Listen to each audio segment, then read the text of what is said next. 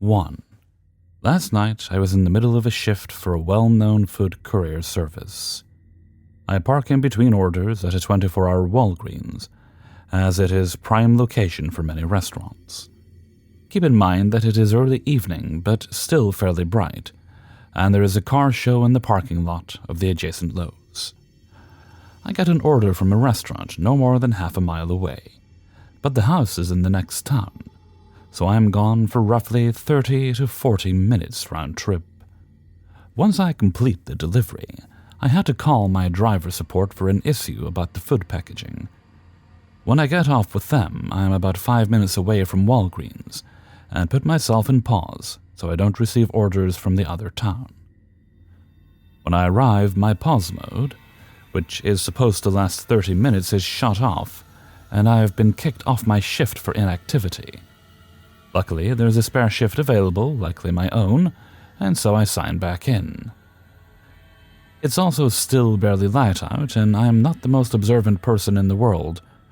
So during the lull before late-night meals start, I sit in my car playing word games and such, before I realize I'm sitting in total darkness. Obviously, it's now night, but the Walgreens parking lot and the inside of the store is completely dark. The car show was over, and Lowe's lot, which was supposed to be open another hour, was also dark. When I mean dark, I was sitting in darkness, like in the middle of the woods without a flashlight dark. Nonetheless, at the time, I didn't think too much of it. Though it hasn't happened recently, last summer the Walgreens did close early occasionally due to staff shortages. But the lot lights were still kept on and the inside was lit with dim lighting. In the middle of this realization, I actually get an order request for the Walgreens. I thought about taking it, as we can get half of the offer if the store is closed. But I figured the effort to accomplish this was too much for the payout. I then notice that there is one other car in the lot directly in the middle. The car is running and they only have their daylights on. Before I could think too much about it, I get an order to a very close restaurant, with the destination in the neighborhood directly behind it. So I circle the building and confirm that it is empty, and there are zero lights anywhere near these two businesses. As the delivery was so close, I was gone roughly 10, maybe 15 minutes. I'm sure that it can be guessed upon returning, Walgreens was opened, lit up like Christmas, and nearly every spot taken with customers likely going for last-minute Mother's Day cards. Lowe's too was lit up and close to their actual closing time. I then make the tragic error of looking through my offer history and notice that there was no Walgreens order. This prompted me from merely freaking out to sheer terror. I'm not kidding when I say I experienced foreboding dread like I've never felt. I'm a 36-year-old man, and I've had a few other creepy or unexplained events happen to me in my life, but nothing of this caliber. I have no shame in admitting that I was scared to the point of near tears. Okay, maybe I'm slightly ashamed. Upon reflection, this experience has reminded me of the concept of back rooms, but like an outdoor version. I'm relatively new to this theory, so I may be misinterpreting it, but I'm curious as to whether anyone has had similar experiences. 2. So I've always read about stuff like this happening to others, but I honestly always took them as some sort of creepypasta type thing, so I never took the idea of dimension hopping or witnessing something sort of overlap seriously. So me and my brother carpool to work since his place of work is close to mine. Plus we start and get off around the same time. So he'll show up at my place in the morning and we leave from there. Now I'm going to tell you exactly what I did when we got home from work.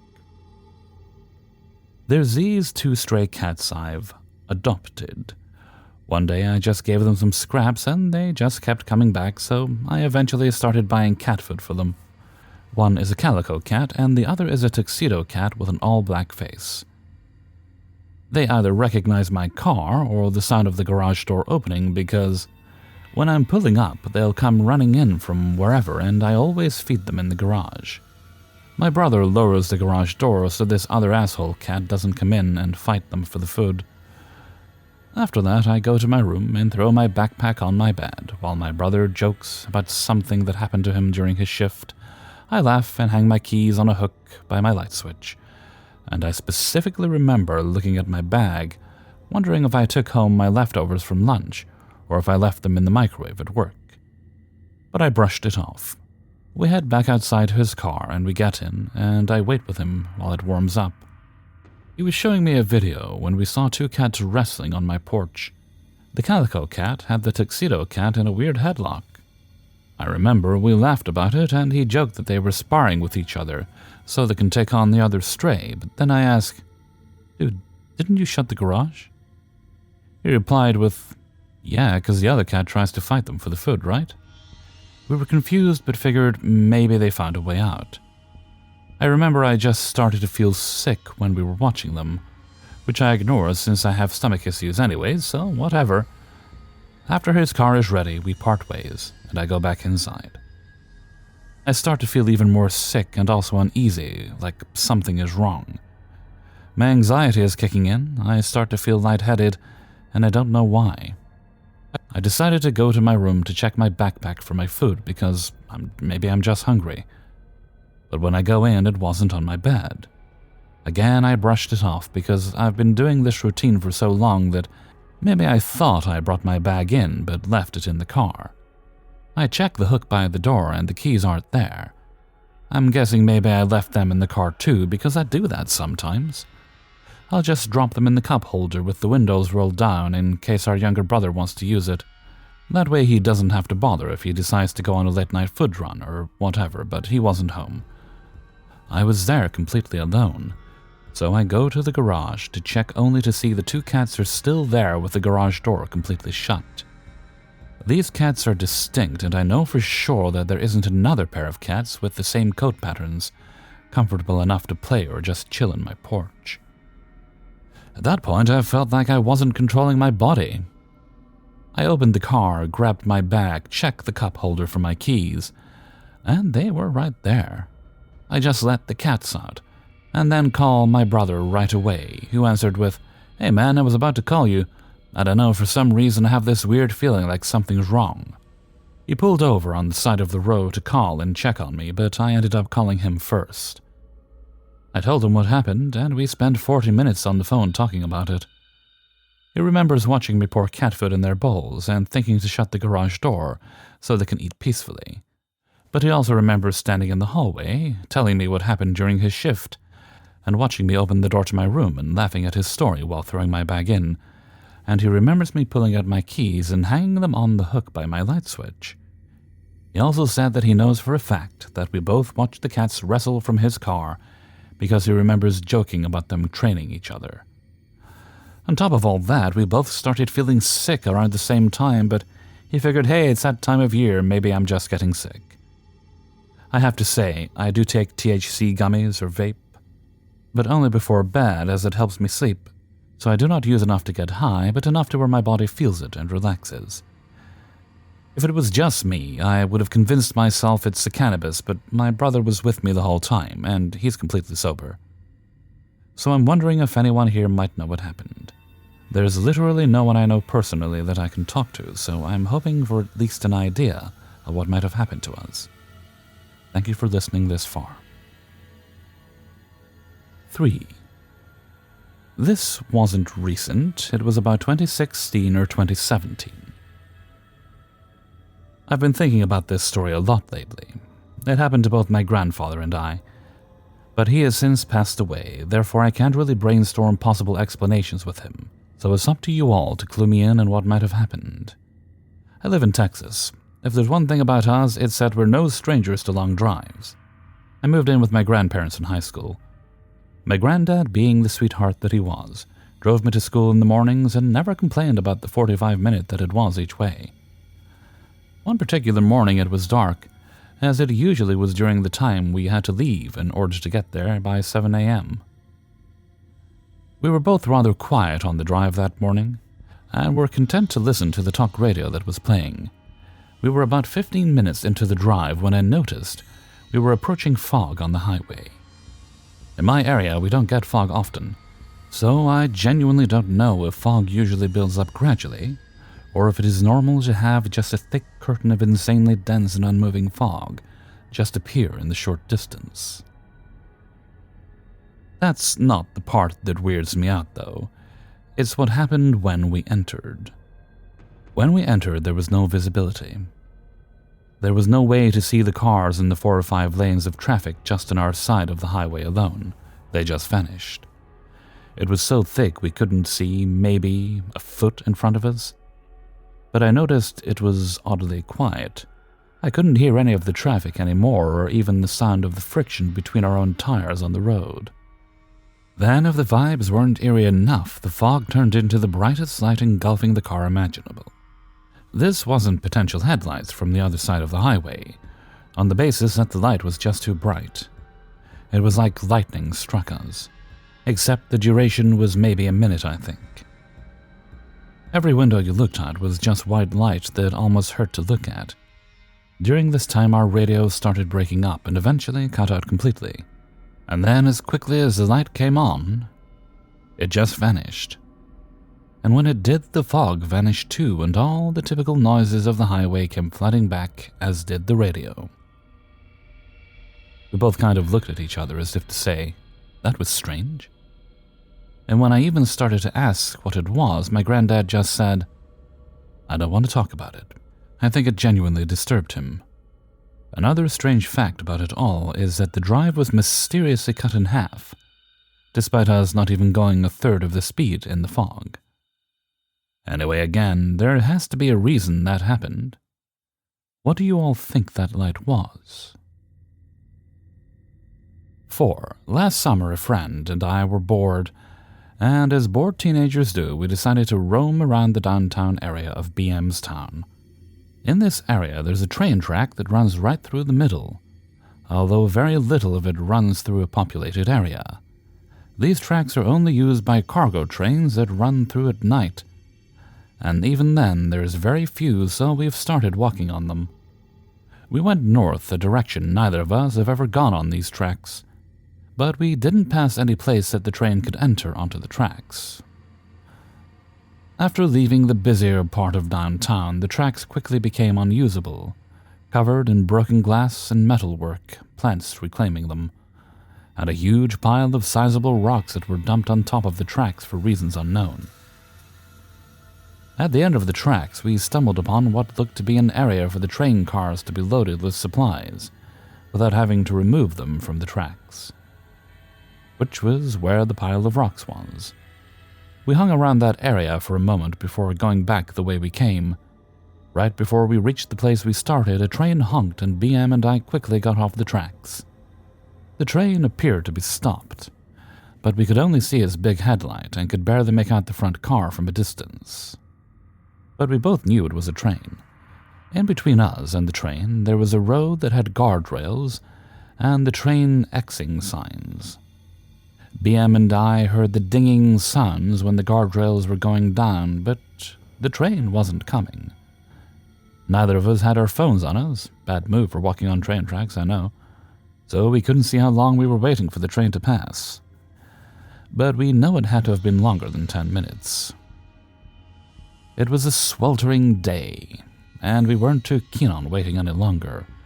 So we walked back to the place where the road intersected with the tracks to avoid being mowed down if the train ever decided to get moving. We made it off safely and walked back to BM's car, our entire journey within view of the tracks. It wasn't until the next day, when I was thinking over the events, that I realized that the situation had multiple plot holes. One, we never heard the train approach, nor was there any area where it could have gotten on the tracks at that point. It also takes a train a very long distance to stop, even when going slowly. But the distance between us, where we were, and the north end of the tracks wasn't sufficient. 2, we saw cars moving across the track road intersection even though we supposedly heard the guardrails being lowered, nor did we see them lowered when we passed, which means they must have gone up. But it wouldn't make sense for them to go up when there was a train right there. I do suffer from hallucinations, but I highly doubt that I implemented a false memory or something else into BM's mind when they were able to recite details that I witnessed before I said them. The same day that I thought all this over, BM and I went through every logical possibility, but everything was ruled out. I don't know how much I believe glitches in the Matrix in real life and that sort of stuff, but that was what we decided to chalk this up to. 5. Earlier today, I went to the grocery store with my mom. I was hankering for a vanilla cupcake, but they didn't have any, so I settled for a piece of vanilla cake with buttercream frosting. We got home, make dinner for my niece and 2 nephews, and I decided I wanted to eat my cake. I took 2 bites out of the cake, but the frosting was hard because it was refrigerated. I decided to leave it out and let the frosting warm a bit, and I'd eat it later. Now, my nieces and nephews are die-hard addicted to sweets. If they see anything, cookies, candy, etc., they'll give you the puppy dog eyes to get whatever it is, or just eat it without asking. I didn't want to share my cake. Yes, Auntie is an asshole sometimes, so I put it in my room before they got home, so I wouldn't have to share it or give it up completely. Then I forgot about it. Came to my room later, saw it, and decided I didn't want it, so I asked my nephew if he wanted it. He said, I was just about to ask Grandma if I could have it. I kind of laughed and said, how are you going to ask Grandma for something that belongs to me and is in my room? He says no, it was in the refrigerator. I say no, it's been in my room all day. So I call my mom's phone, too lazy to go downstairs, and joke about how my nephew can sense sweets from a mile away, because he swears he just saw my cake in the refrigerator. She says, yeah, it was. I just cleaned out the refrigerator. At this point, I'm scratching my head like, did I put the cake back? Nope, still in the same spot. Then my other nephew says, yeah, it was in the refrigerator on top of the yogurt. I'm thinking, okay, maybe I put it back and forgot, but why would I do that if I was stashing it away so no one could see it? They all insisted they saw the cake, and I insisted no, the cake is in my room. Finally, I ask, wait, was the cake you found partially eaten? My mom says she wasn't paying attention, but the boy said no, it was a full piece of cake. That's when I'm like, okay, that was not my cake because I had eaten some of it. We go through the refrigerator to make sure there weren't 2 pieces of the same cake, but there is no cake there. I'm not prone to seizures, haven't been drinking or medicated, it's just odd. 6. I'm not sure if this counts, as I'm not the one who personally experienced it, but it still weirded me out just the same. I've mostly pushed it to the back of my mind since it happened, though it hasn't changed how seriously strange it felt the first time. So last month I took a picture of some hot air balloons in the sky one weekend and sent them to my boyfriend. There was nothing crazy about them, and seeing balloons every now and then wasn't a surprising sight where I live. It was notable, however, that I had been seeing them for the past couple of Saturdays at around the same time of day, but I'd just chalked it up to some kind of festival or event happening at some nearby city. Anyways, my boyfriend and I hung out together on Sunday the next day, and as we were getting ready for him to take me home, he brought up the picture of the hot air balloons. He asked if I could show him the one I took of them last week, as he noticed the location and angle looked about the same as the photo I sent him yesterday. This immediately confused me. I never took a picture of any balloons from that week when I saw them the first time, and just had the one from the previous day. I do remember mentioning them to him, and we had our text messages dating back on the day of November 5th to prove it. He then said that I didn't send him the first photo over text, and that I had apparently showed it to him in person when we were together that last weekend. There was no first picture of any hot air balloons, and my gallery only showed the photo I had taken yesterday. I showed that to him, but he didn't believe that was right. The car ride back to my house was basically the 2 of us going back and forth over this. He was wholly convinced that I'd shown him 2 pictures of the same subject, while I was trying to tell him otherwise that it only happened once. I was very certain of my memory, not to mention I had physical evidence, but he too felt the same with what he was remembering. My boyfriend then asked me to see the date of when the balloon picture was taken. November 12th was what came up. The same day I had sent it to him, and just the previous day before this conversation took place. Pictures that were taken the week prior on November 5th were a couple of coyote I saw nearby my house, and some scenes on a hiking trail I took with my uncle and cousin.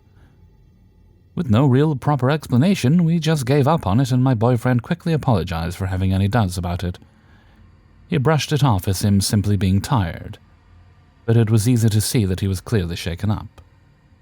I knew the facts, but I'd be lying to myself if I said it didn't bother me for the rest of the night after I got home. I didn't blame him, though, and he was always the skeptic one between the two of us about things like this, but he truly believed he'd seen 2 pictures of hot air balloons. 7. I was on my phone watching Instagram Reels and taking it easy on this Wednesday evening, where my dorm roommate asks me to make sure she's up from her nap in 30 minutes. We have finals going on in college, and she has been really stressed and sleep-deprived. Anyways, I agree to do so, and I register the time as 6:18 p.m. when she gets into bed. I continue watching my Instagram Reels. One reel is roughly as long as a TikTok, being around 30 seconds to a minute long. About 2 reels later, I happen to glance at the time on the top of my phone screen.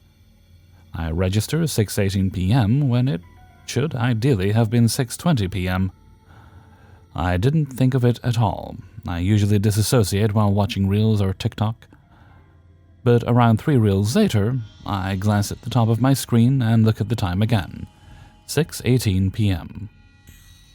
This was when I got really scared. 4 or 5 minutes should have passed by now.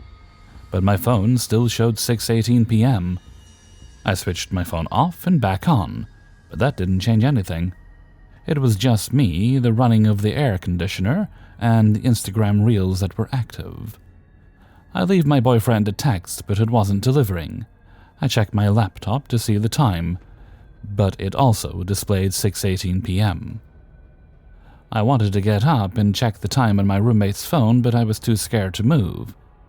My environment just felt weird, but I'm sure it was all in my head. Soon enough, though, the message to my boyfriend delivered. Instantly, the time was now 6:23 p.m.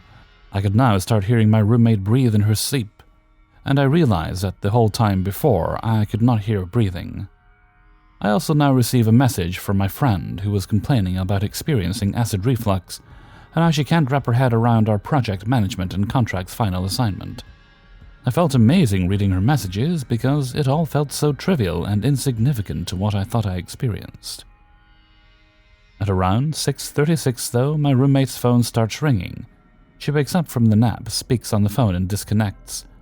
I ask her if she'd like to be up now, since the call woke her up. She looked really shocked to me. She literally asked me twice, "You're here?" And the whole time I kept thinking, of course, it's my room and you knew I was here before you slept off. But I didn't say much.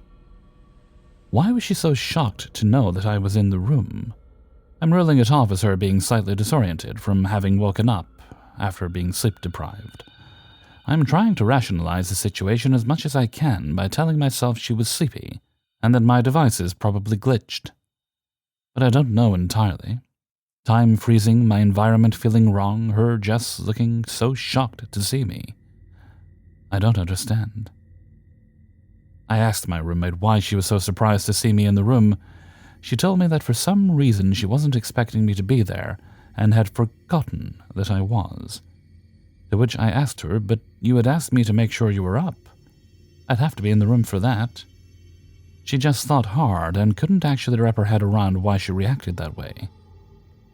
We are ruling it to her being potentially disoriented after waking up. 8. This happened last Friday, so a week ago. I carry a pocket knife around with me everywhere. However, my sister had to go to court that morning for a speeding ticket and asked me to come along. I had the pocket knife in my hand as I was about to walk out the front door, debating if I should bring it. Then decided against it as I didn't want to accidentally bring it into the courthouse with me. Placed it on the coffee table and left. Now, I'll admit I can be pretty scatterbrained sometimes. I misplace things a lot, but when that happens, I never really have a solid guess as to where it could be because I can't remember when or where I'd set it down. This situation was very different, though. I vividly remember deciding not to bring the knife right before I left, so I threw it on the coffee table by the door and immediately walked out. This is a sure thing for me because as we were returning to the apartment after court, I was planning to quickly grab my knife off the table, then head to work. Well, I get back to the apartment, scan the table, and it's not there. So I'm like, that was weird. Maybe it fell somehow or something. Nope, it was just gone. Later that day, I spent at least a solid 2 hours searching the entire apartment. Might not seem like very long, but it's a fairly small apartment. I checked every room, under, on top of, inside every piece of furniture. In the couch cushions, closets, even places I knew it couldn't possibly be, but I was desperate at this point. My dad gave me the knife, so I was pretty distraught that it was just suddenly gone. Here's where it really gets weird. It was missing for 5 days. My girlfriend was actually the one who found it while I was at work on Tuesday. I was baffled, and here's why. She found it just laying on the floor under the desk in the extra bedroom that is essentially our cat's bedroom. That Friday morning, I put the cat in her room before I'd even gone downstairs, and know 100% that I didn't leave the knife in there. Like I've run through every scenario, there is absolutely no logical way it could have ended up in there. Aside from the fact that when I realized it was gone, I had checked that room from the top to bottom at least twice.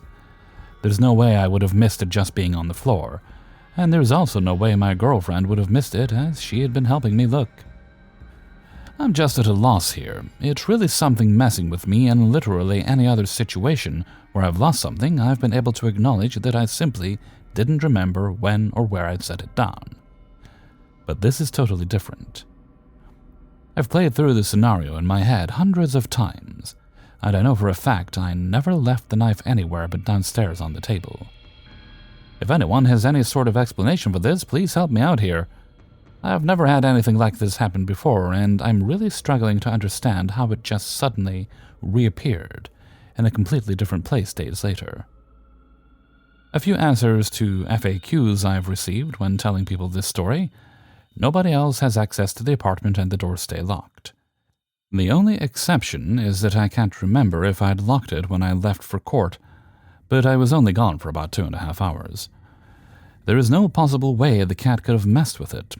She was put in her room, and the door was closed before I was even fully dressed. I did not re-enter her room before leaving. My girlfriend and I were away for the weekend and got back Sunday afternoon. She definitely was not playing a prank on me and didn't even really have the opportunity to. I know this all probably sounds like I just forgot where I put it, but I promise that's not the case. My short-term memory isn't the best, but there's no way I just completely forgot where I put it after only 2 hours.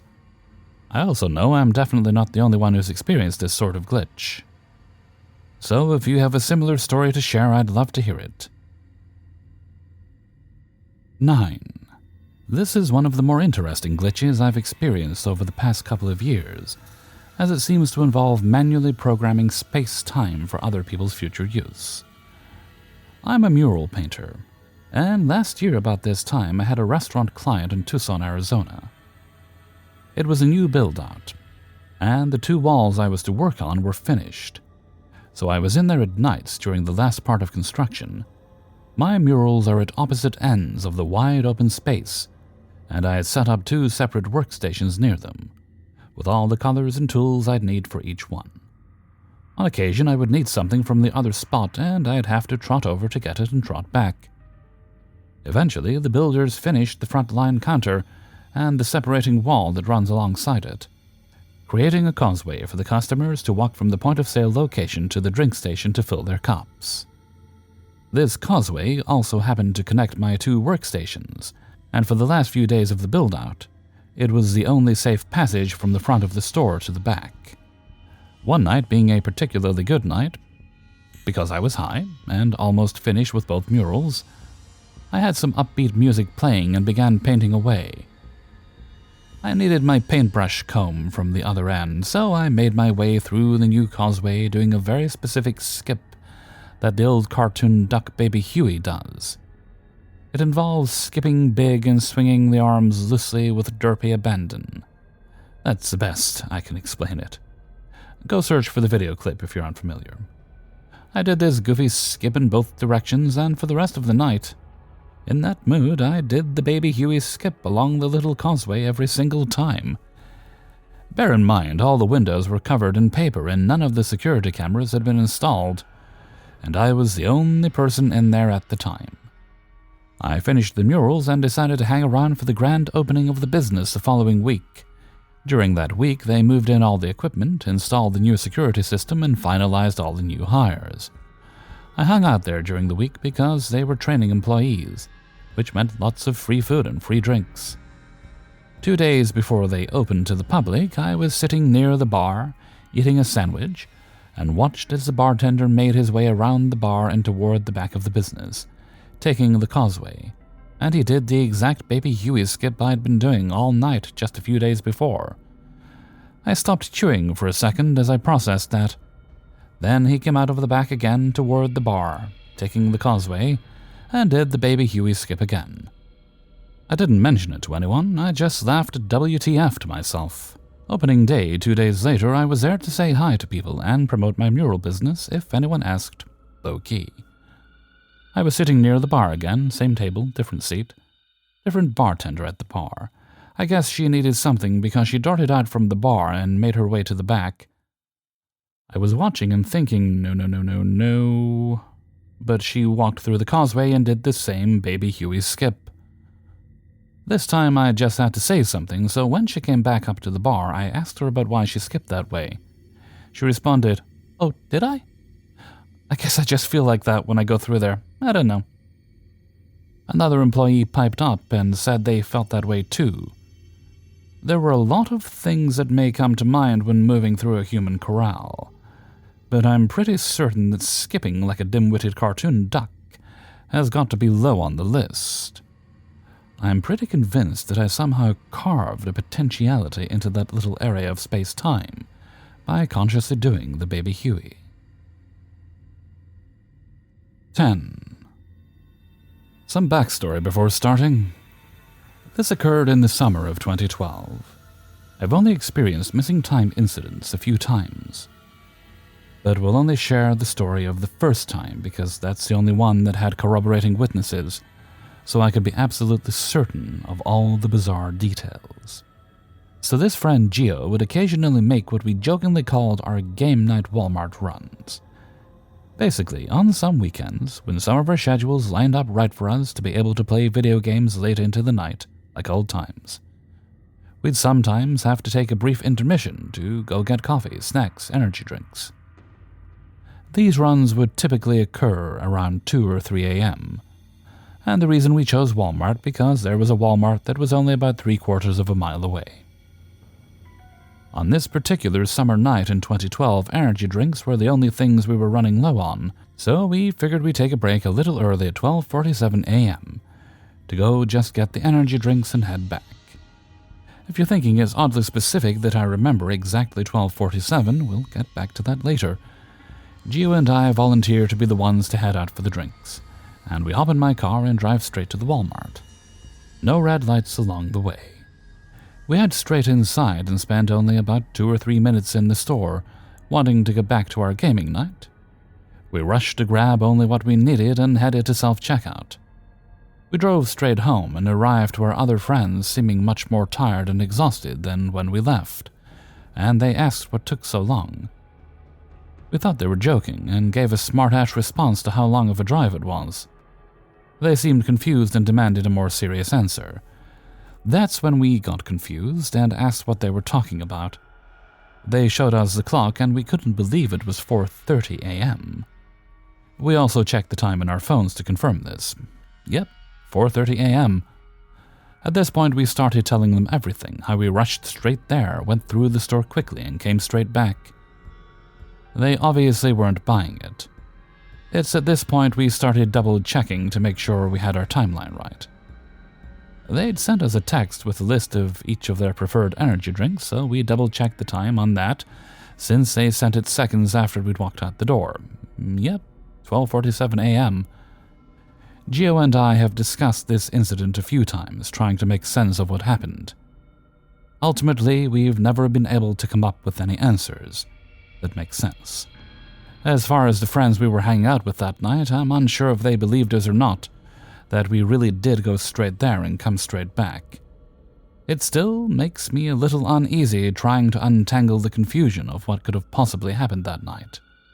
While neither Gio nor I have any clue what happened that night, all we can seemingly agree on is something odd must have happened that neither of us can remember. I remember the events as continuous, and I have confirmed with Gio that he does too. It's not we headed there, get the drinks, and then there's a break in the memory, and then we head back.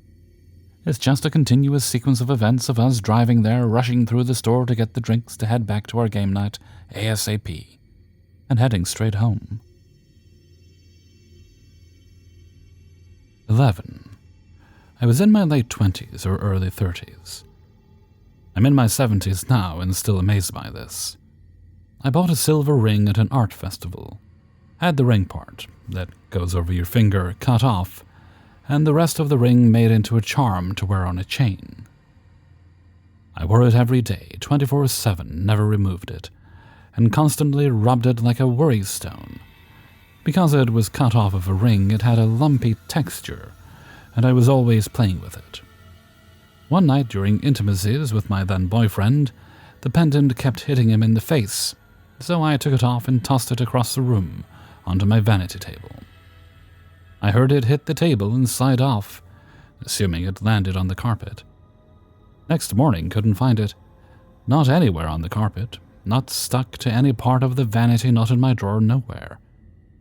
Oh yeah, forgot to mention, the chain it was on had a broken clasp and I had closed it with a safety pin. I had never had it repaired. Also, I always thought that because I spent so much time rubbing this charm, if I ever lost it, it would find its way back to me. I often said this in a half-joking manner. So about 6 months later, an acquaintance of mine, a friend of a friend, called me around 1 a.m., pleading with me to bring some migraine medication to her work, which was quite far from my home. She was suffering, so I got the medicine and drove to her workplace at Parkway General Hospital. There were only 2 or 3 cars in the parking lot due to the time of day, with only me walking across the parking lot to the back entrance of the hospital, and one other person who was a housekeeper at the hospital by her uniform. I looked at her and WTF, my necklace was around her neck. I was practically hypnotized as I walked towards her, and when I got to her, I reached for the charm and pendant and said, "You're wearing my necklace, give it back to me." She said no, it's hers, that her brother had given it to her for her birthday. I said, "This is my necklace and I want it back." I described the rough back to her and the broken chain, and I said, "That's my chain, it's broken and held together with a safety pin, take it off." She did remove it, and yes, it was the broken chain with the safety pin. She said she wanted to call her brother, so we went into the hospital, walking down empty hallways with me wondering if she was going to kill me there. We got to a phone and she dialed her brother's number. While waiting for someone to answer, I came to my senses and said, "That is my necklace, I want it back and I want it now. I am not leaving here without it." Amazingly, she wordlessly took the necklace off and placed it over my head and on my neck. I said thank you and walked away, to find my friend and give her her medicine. I asked anyone and everyone who might have been in my house that night if I had tossed the necklace to the vanity table, and no one had been in my house or my bedroom since the night I tossed it onto the vanity. No one had vacuumed my carpet. I still cannot fathom how my necklace moved from my vanity in South Miami and ended up on the neck of a housekeeper who worked at a hospital 45 minutes north of my home. She was a perfect stranger to me. This is the glitchiest of all glitches that I've ever experienced. 12. I was listening to a Glitch Monthly video from Hellfreezer when I heard a story talking about kind of blanking out while playing kickball. Story 5 of Glitch Monthly number 8, in case you were curious. How he explained how he felt reminded me of this time when I was a kid, when something similar happened to me. Now keep in mind, this event has made an impact on me. To this day, I've been torn about what happened or what didn't happen. This was decades ago, and some of my memory is a bit foggy. Let's just start from the beginning. It was getting close to the end of the school year, so gym class had to do something to track how well us kids were doing, or something like that. Basically, the event in question was running some amount of meters on the track around the soccer field. I was sick on the first day of this, so I had to do it on makeup day. The kids that already did it got to swing on the swings nearby the track. So we start the run, or jog in my case. I barely made it one lap when I started to feel sleepy. Sleepy isn't the right term. It was like I had a fog settling on my brain. After this, I talked to my mother about it. She discovered that it is a sign of a seizure, but I highly doubt this is what happened. My vision, or could it be a memory, went black. Seriously, it was all just black, but I was still running. I have many witnesses to prove this is a fact. I wasn't unconscious, but I wasn't aware of what was going on around me. I didn't lose time. Thinking back, the amount of time it took for my brain to be foggy correlated with the amount of time it would have taken me to run the right amount of laps required. Now keep in mind, this was the 5th grade. We just had a little bit of sex ed. That class needs to have a different name. Anyways, the next thing that I saw in the field of blackness, get your giggles out now, were cartoonish penises and vaginas bouncing around in circles. It sounds silly, and it was. But this does have something to do with what I discovered later. My awareness came back. There were a bunch of kids all up in arms about me. I was confused. Kids were mad at me. There were some I considered my mortal enemy, but some of my friends were mad too. The gym teacher was trying to find other kids that witnessed it. When one of the kids walked up to me and said, "You hit Jessie, you hurt her, how could you?" What? Jessie was one of my good friends back then. Dare say I had a crush on her. I wouldn't just walk up and hit her. The teacher guided me back inside and sat me in the timeout area. Parents were called, like of everyone that was involved. How could something I did have caused everyone's parents to get involved? When we got back to our normal class, I was taken to another room along with half the class to write an apology note to the gym teacher. I noticed that every child that was also involved were the kids that were on the swings. I remember writing something along the lines of, "I have no idea what happened, but everyone is mad at me.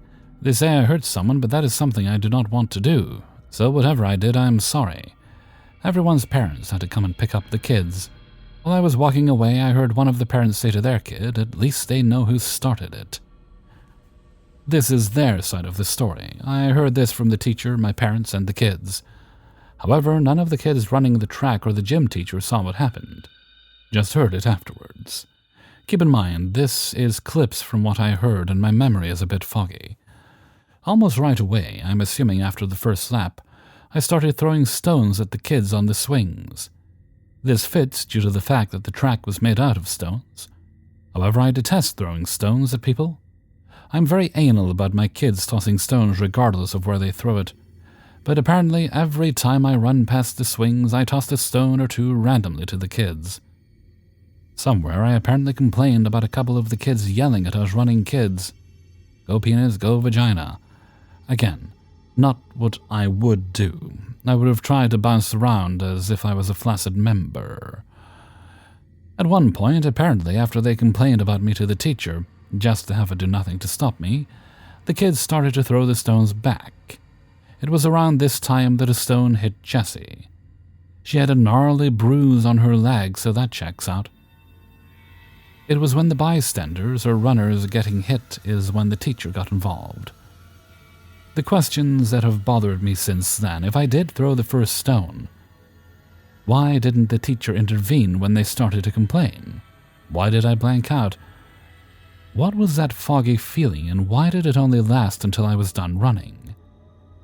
Did I get mad at the kids for their childish shouts? Even though they didn't mean any harm with it, why throwing stones? Did their shouts of privates influence my vision of bouncy privates?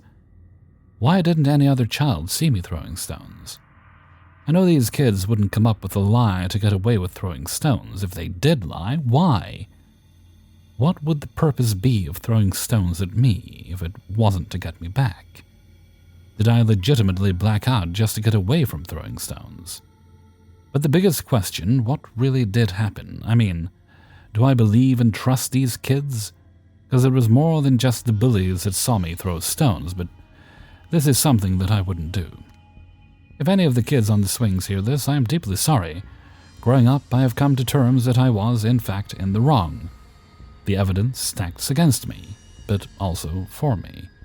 There is physical evidence that stones were thrown, there is no doubt about that, and the only eyewitnesses were those the stones were thrown at.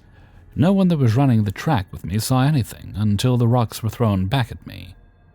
Also, the kids picked up the rocks from where they were at. They didn't have to run the track to get them. I'm so torn over this. It's like the events were torn into two, as if the track was one reality, and the swings were a second reality. Like I slipped into a reality where I was the bully, then them the victims. Not saying this to make an excuse, because what happened happened. It was me that ran that track, and evidence states that it was me that threw the rocks. I will own that. If there is only one moment in time that you can rewatch when you die, this event is it. Just so I can know the truth and be able to give the proper apologies to those who need it. Again, I am so very, very, very sorry what happened. 13. My friends say I should stop saying random things from time to time. For the weird reason I end up being right. You can probably explain these away, but I find it entertaining and worth sharing nonetheless. I hope you enjoy. Firstly, my best friend at one point would show me random videos on YouTube. In this event, he did not want me to see what the video was titled because it would give away what I was going to see. There was an animator by the name of Monty Ohm who was best known for creating the series RWBY, R.I.P. Before creating the series, he made an animation called Hellfreezer. If you have the chance, I would strongly recommend it. My friend is sitting behind me, so I cannot see his expression, but during this video, I said out loud, "It would be funny if Seamus showed up during the fighting." Unknown to me, my friend is failing to keep a poker face in case I looked at him. I then followed it up with, "It would be even funnier if Master Chief ended up being female." Suffice to say, both came to pass, and my friend asked me a few times if I was sure I'd never seen this video before, and I promised I didn't. He was really shocked. Secondly, I was doing courier work for a friend's dad, and let's say the roads were heavily covered in snow. I was going at a lower speed than the limit of 60 miles per hour. Sure enough, I saw someone come flying down the road, going at least the speed limit, if not faster. I ended up thinking to myself something along the lines of, "They're gonna get pulled over by cops. It's a shame I won't be able to see them drive through a speed trap." Right after I finished thinking that, they hit a pile of snow and lost control, spinning round and round till the front of their car faced the wrong way.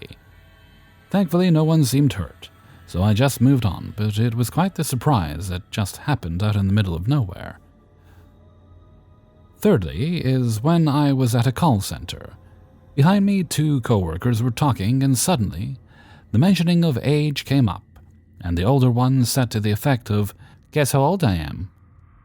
The younger one guessed wrong, and without missing a beat or turning around, I said, 42. She laughed and said, "Of course you know because I told you," to which I replied, "No you didn't," and I just guessed. I could feel their shock on the back of my head as they looked at each other in confusion.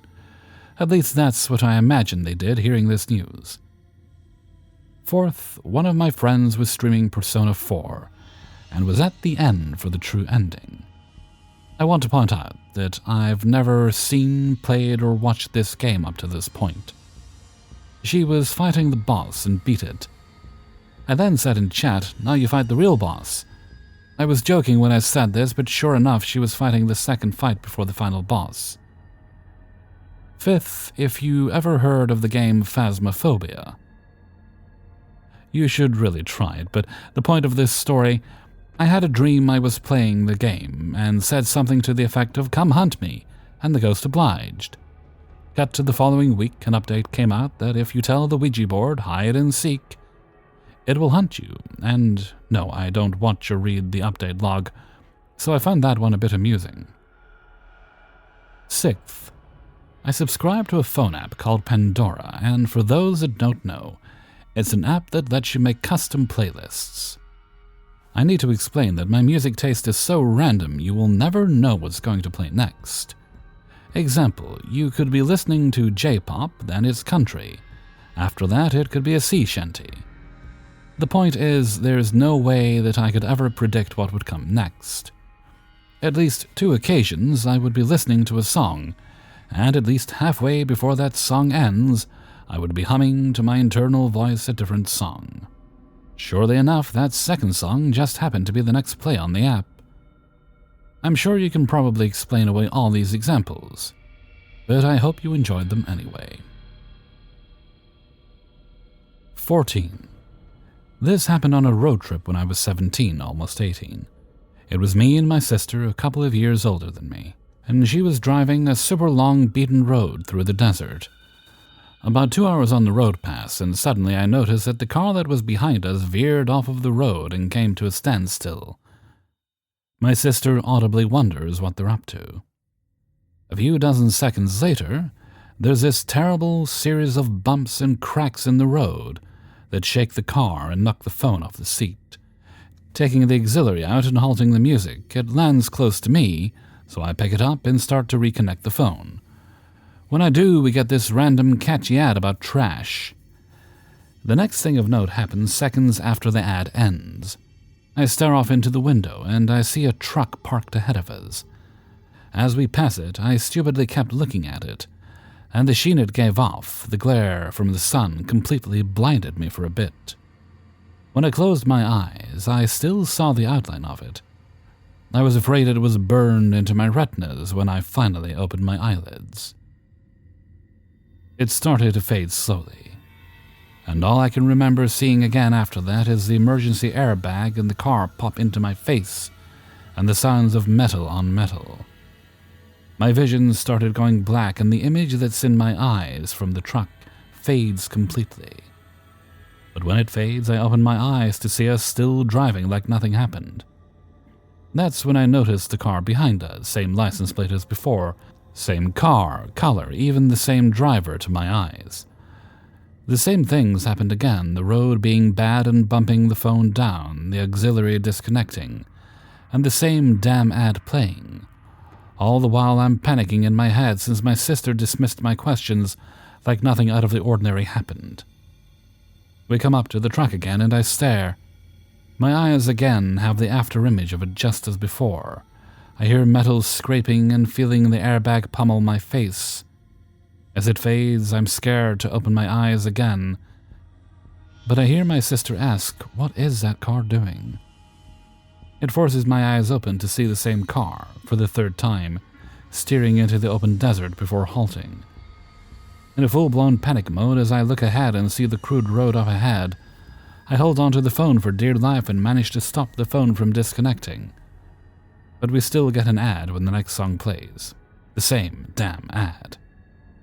As it nears its end, I stop myself from looking at the truck and instead look ahead, noticing that the car in the opposite lane is swerving slightly. I piece it together in my head and caution my sister of the driver of the car.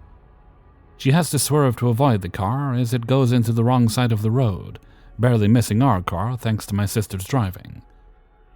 The rest of the trip went without much of a hitch.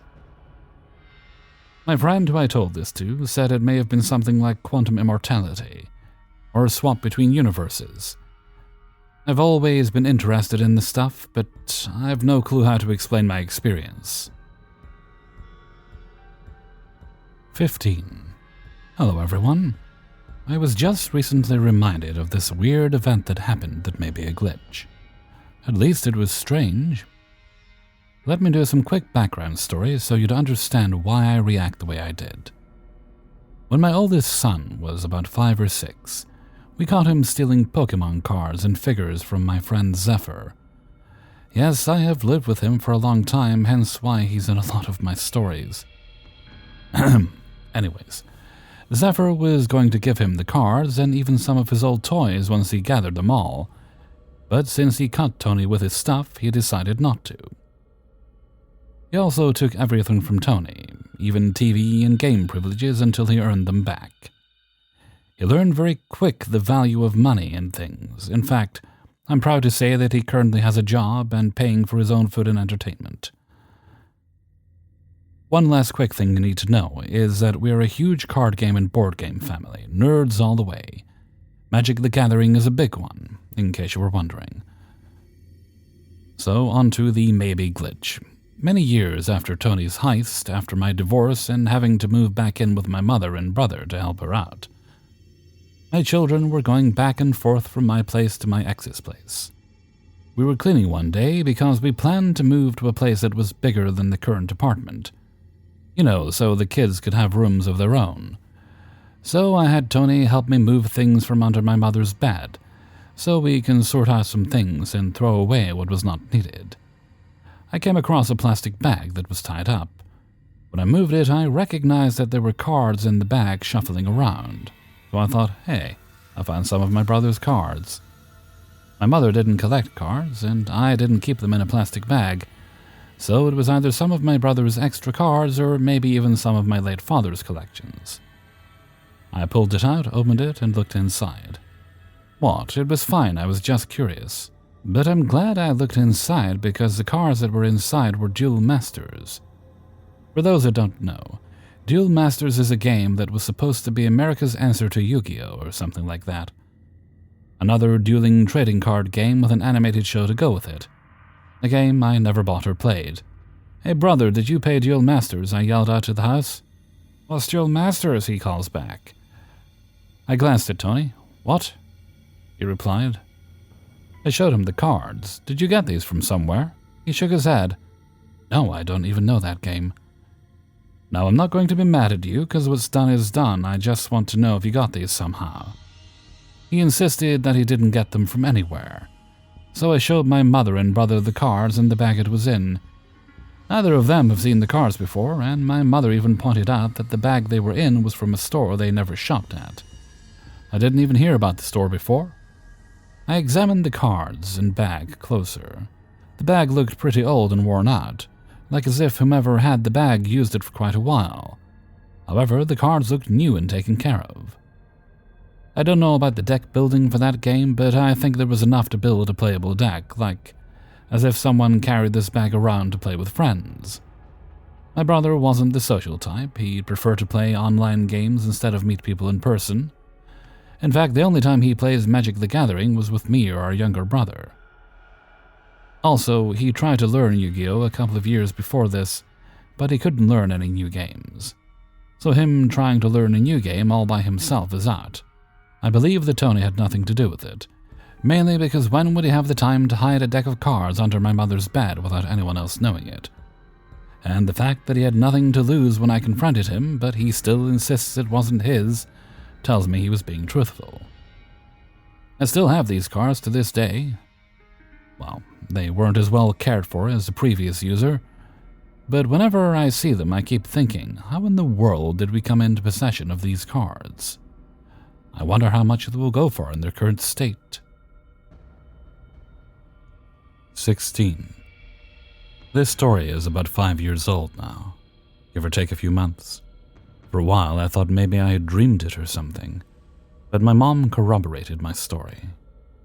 I was 18 at the time, and it was my first Thanksgiving that I wasn't in school. My mom and I were taking our usual 7-hour trip up north. On holidays like this, it was more like 9 hours, to our family in New Jersey for the holiday. We used to live up there, and since moving down south we made and still make the trip up north about 4 or 5 times a year. Needless to say, we are abundantly familiar with the interstate. We're abundantly familiar with the entire route, to be honest.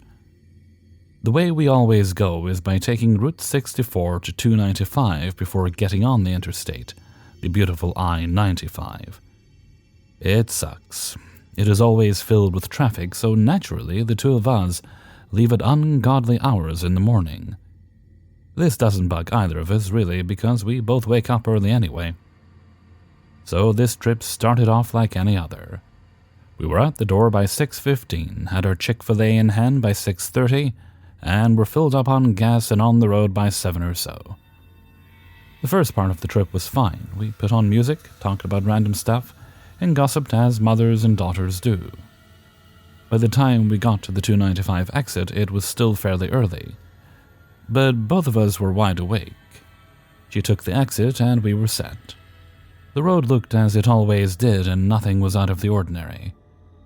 After a few minutes of driving, though, something felt very wrong. Gone were the multiple lanes of the highway. We were now on what looked to be a country road. It cut through a cornfield and only had one lane of traffic in either direction.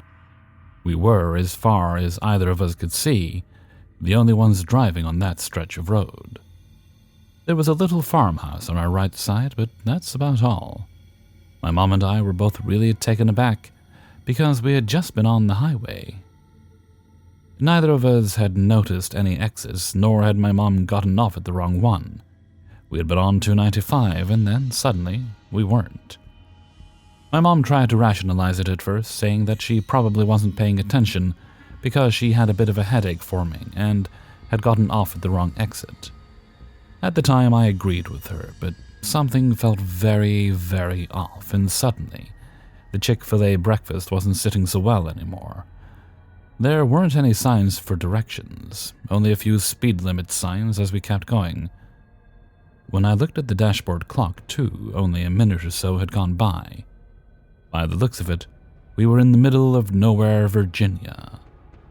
Time, to me, didn't seem to match up, but I just felt weird and dizzy at that point. My mom decided to keep driving forward. I don't know why she didn't just K-turn so we could go back, but she's always been the one to prefer to get actual directions. We didn't have cell service either, so that may have been why. That's pretty normal for rural Virginia, though. I work in a haunted farm during the Halloween season, so I'm pretty used to spotty reception. Cornstalks do not a cell tower make. Well, we kept on driving, and after 15 minutes we came to what I guess was a census-designated place's idea of a town. By this I mean there was a service station and a church. We stopped the car, they filled us up, and my mom asked for directions. The guys were pretty nice, your typical laid-back Southerners. They teased my mom for her New York accent, though. When we explained that we'd gotten turned around coming off 295, they looked really surprised. The younger of the two guys said that coming from the direction we had, we were moving towards 295 north, not away from it. And that really threw us for a loop. They asked if we'd ever done this trip before, if we were new to Virginia, etc., etc. And were very shocked when we said yes. We all got quiet after that, and my mom and I got back in our car and drove another 20 minutes to get back on the highway. Once we're back en route, that pit in my stomach went away. Neither of us really talked any more about it, and we didn't mention it to our family once we got to Jersey. I've thought about this experience a lot since it happened, though. I try to rationalize it, but the more I think about it, the weirder it gets. Sure, plenty of people make driving mistakes when they're tired, but my mom and I had both had our coffee well before this had happened. What really trips me up is how we were driving towards 295 and not away from it, and how far away from the exit we were on that country road. That and how little time had passed between being on the interstate and not being on the interstate. Like I said, I thought maybe I just dreamt it. I was on the phone with my mom yesterday, though, and she brought it up out of nowhere. I guess she was thinking about it because we're trying to decide what to do for Thanksgiving. She asked if I remembered that time we teleported, which is a very funny way to start a conversation. But then she got serious and said that it had freaked her out. She recounted the events almost exactly how I did here, except she did say there was a sign along the country road pointing toward the service station. Regardless of what actually happened, it was a bizarre and jarring experience. At least it taught me to always appreciate friendly gas station employees. 17. Okay, so this story is interesting because it was the very beginning of a really stressful and weird banking experience I've been having all month. But all that is superfluous information that doesn't need to be explained here. This story is just about the glitch that kicked it all off. If this hadn't happened, then maybe I wouldn't be having banking trouble. So, I had ordered a new debit card to my college mailbox because the old one had online fraud on it. It arrived in the exact amount of time they said it would, and I got it out right away. I studied it, and then, like an absolute idiot, I dropped my old card in the garbage because I was sick of looking at it. I had memorized the exact last 4 digits of it, though, just to be certain that I wasn't throwing away the new one by accident. Once I was happy with my dumbass decision, I moved on. I then proceeded to use my new debit card multiple times with my roommate Andrew. I went to In-N-Out, I went to Costco with Andrew driving. Those were the only places I went to with the new card, and I bought things with it. I know for an absolute fact that I used the new card and not the old one because the bank had for sure cancelled the old one. I was able to use my new card if not for the old one's cancellation, right? Well, a few days later I saw an ad for something I really wanted to buy. I remember that it was exactly an SCP art book Kickstarter. I got my wallet out to pay for the tier I had selected when I realized something. I was not holding the new card, I was holding the old one. It had the exact same digits as the old one. It had the same expiration date, the same 3 digits on the back. I had thrown away the old card and then gone on to use the new one. But it had just up and disappeared. I was holding the wrong card, even though that was impossible by all measures of the universe. How did I use my new card if it was actually the old one? It shouldn't have been cancelled by the time the new one got to me.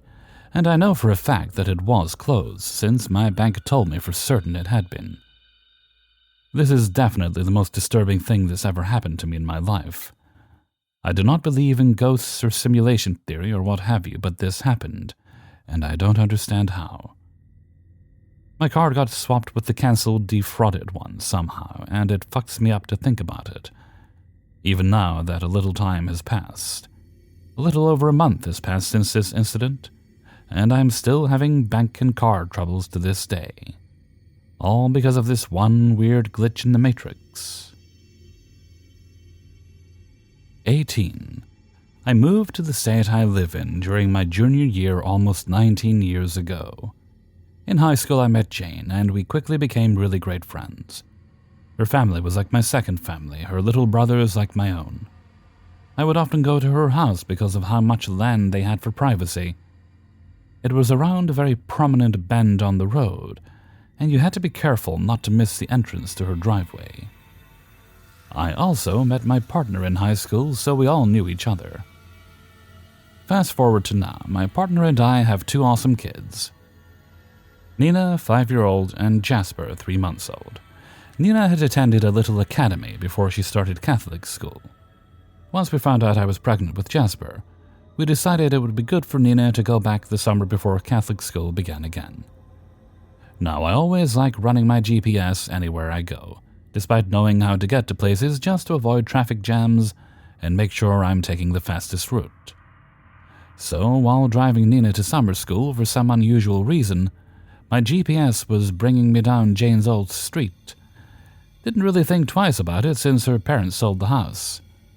However, when it became more than a one-time occurrence, I tried finding Jane's old house out of nostalgia and being nosy, as to check the condition of the house. Instead, I found myself in confusion because after the prominent bend in the main road, the house's driveway was nowhere to be found. I was met with a very large and newer-looking house with a driveway a lot farther down than the one I remembered. I mentioned this to my partner, and he remembered her house driveway the same as me. Around the bend, slow down, make the right into the hidden driveway. But that was impossible the way the new house was placed and the placement of the new driveway. I did some digging on the interwebs and found that the house I was seeing now was built 10 years after I moved to this state, while they still occupied the home. When looking her information up, it showed her house was off another street, located a lot farther back than the new house I was seeing. It would have required me to make a right down a street I have never been on to get to her old house, despite it always being visible from the road. The old house isn't slightly visible from the road now. Furthermore, when looking her name up online, it shows 3 different addresses, 2 different street names. One is the name of the main road and the other a completely different name, leading to the same house in the back of the main road on Google Maps, and the other one to the new house, the name of the main road. I have no idea what's going on. I had gone to her house so many times. She would have bonfires that could be seen from the road at night. This new house looks nothing like the house I remember. So much so that the placement of the house doesn't even sit the way the other house sat. There was a shed, I remember, and this house doesn't have one at all. We're not in contact anymore for reasons that are irrelevant, so I can't reach out to ask her, but I'm having such a difficult time grasping what happened to the old house. It's absolutely wild. I'm at a loss. 19. This happened yesterday, and I'm still feeling extremely confused, as nothing like this has happened to me before.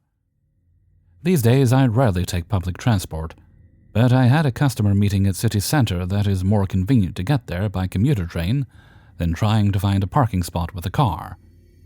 So after the meeting was over, I was taking the train back. Just a side note. Previously I didn't have a car at all, so I know all the stations on the line very well. For this story, I named the stations A, B, and C. C is my alighting station. A and B are the preceding stations.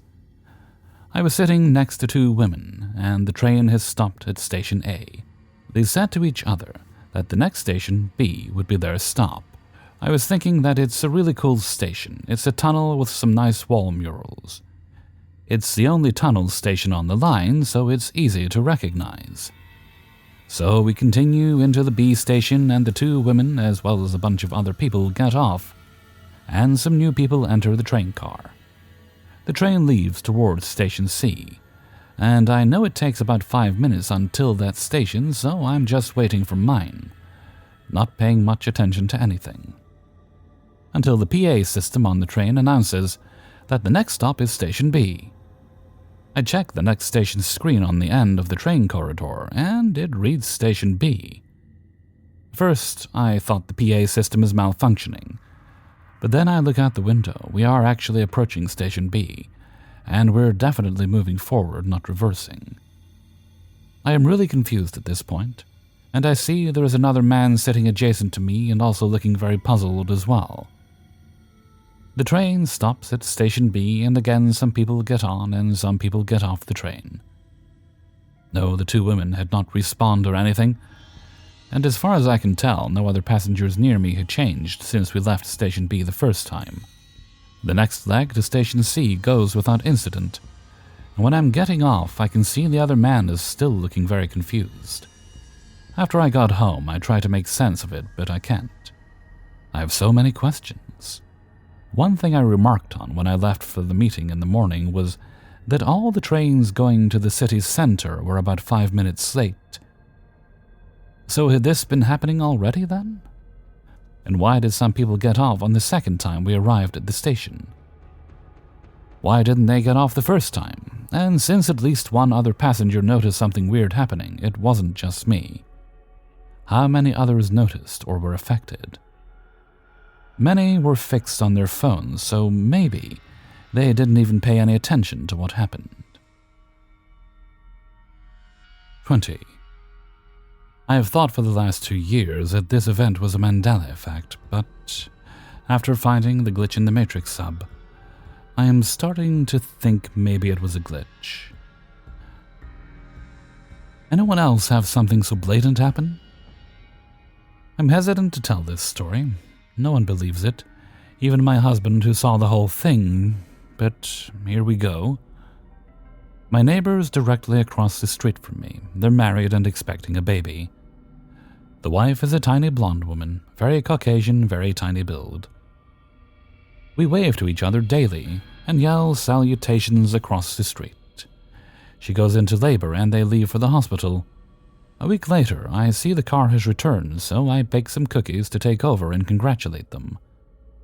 Another day or 2 goes by, and I see a thick brunette lady outside with a baby, and I wave, assuming it's a relative that's come to help with the newborn. A few more days pass, and I see the husband outside with the brunette and the baby, so I take the cookies over. It's her. It's the wife. Same name, same personality, and same demeanor, except she's now a thick, kinda tall brunette Pacific Islander. The husband doesn't acknowledge any difference. She talks to me and treats me the way she always has, but it's a totally different person. My husband noticed as well. We made some jokes about him wife-swapping at the hospital, but since he can't wrap his brain around it, he starts to believe that she's always been this person, even though he clearly remembers her teeny and blonde. I feel like everyone has lost their minds. It's been almost 2 years since that shift, and she's still a thick, tall brunette, and I feel like maybe I've lost my mind. My only consolation is that my husband remembers it too, if only vaguely. I showed a picture I found of her to my husband last night. He's a little bit of a mess about it. The man is not a conspiracy guy at all, but he remembered her. He started asking some questions and tossing around ideas about what could have happened. I convinced him to go to the church this morning and attend their service. I spoke briefly with the pastor and said my neighbor had recommended that I attend. He was grateful she was sending people his way, even though, get this, she hadn't attended since she had the baby. She apparently changed churches to the one a little closer when she gave birth. So I don't know where to go except for putting some feelers out in the neighborhood and finding an excuse to hang out with her. The old lady next door doesn't remember the neighbor's wife having blonde hair, but her middle-aged daughter does. She said, "Yeah, that was a couple of years ago. I don't know why she went so dark. I thought it would wash her out." When I pointed out that it wouldn't wash her out because her complexion is tan now, she looked confused and said that maybe she had been tanning because she did look darker. I pushed it a little further and asked if she seemed taller, but she seemed stuck on the fact that the very Caucasian blonde woman had gotten tan enough for such dark hair to look natural. She gave me several reasons, but didn't seem convinced either. I also spoke to the changed lady's next-door neighbor and mentioned her having blonde hair. Neither he nor his wife remember her ever being blonde. They both agreed she had dark hair on move-in day. Yesterday, I finally cornered changed neighbor lady outside. She pulled up with groceries, and I offered to help carry them with her. I started talking about the church and how I had spoken with the pastor. She said some really nice stuff about the church, but also that she needed a church closer. That's why she had switched. When I pointed out that her new church was actually further away, she said she had never actually measured it, but it seemed closer. I pointed out that her old church was in our town, and her new church is the next town over, and she said the back roads must make it seem shorter. Some red flags popped up there because the back roads around here are long, windy roads that circle around town and pass by all the farmland. It doesn't ever make things quicker. It's a nicer drive, sure, but it always adds a good chunk to drive time. Also, the new church is in the middle of the town, 2 streets over from Main Street, so if you take the back roads, you actually have to circle back to get on the main roads to get to it anyway. It would be much more convenient to take a direct route using the town roads that connect the 2 towns. It's almost a straight shot from the middle of our town to the next town over. I don't know why that bothered me, but it did. After a little while of small talk, I brought up the hair. I said that I was trying to go blonde to hide some gray that I have coming in, and did she have any tips? She laughed and said that the last time she was blonde, she was in high school, and it was a mess, so she didn't recommend it. I pointed out that she was blonde right before having the baby, and she got really weird, almost defensive, and said she hadn't. She had only tried to go blonde that one time in high school, and it turned orange, so she dyed it back immediately. I told her I chalked it up to pregnancy brain, because she was definitely blonde while she was pregnant. She ended the conversation shortly after and thanked me for my help, but you could tell she was annoyed with me. So guys, not super sure what I've learned, other than the girl next door to me, the old lady's daughter, and I are going to have another chat. She made me feel like she remembered but couldn't wrap her head around it. I'm going back to the church on Sunday to poke around and talk to some more people. Any more ideas? Hey everybody, Hellfreezer here, and thank you very much for listening to Glitch Monthly, number 23. And thank you very much to everybody who allowed me to use and sent in stories for use in this video. Now, please do show your appreciation by hitting that like button for me. It lets YouTube know you enjoyed the video, and gets them to recommend it to others. If you have a story you'd like to send in yourself for the next video, or the video after that, please do send it along to kingofthecities@gmail.com. And you can find that in the description of this video. And every other video, more or less. Alrighty, no shoutouts today, so let's move right along to Hellfreezer's question of the day. And today's question is: if you experienced a glitch in your life where someone just changed, like in the last story, would you investigate? Now, they remain otherwise the same, they just look completely different from the person you remember. I think I'd want to know what happened and how. But I look forward to seeing what you guys think in a comment below. And with that, I'm going to rest. Finally, I can rest. So until next time, thank you very much for listening, and take very good care of yourself.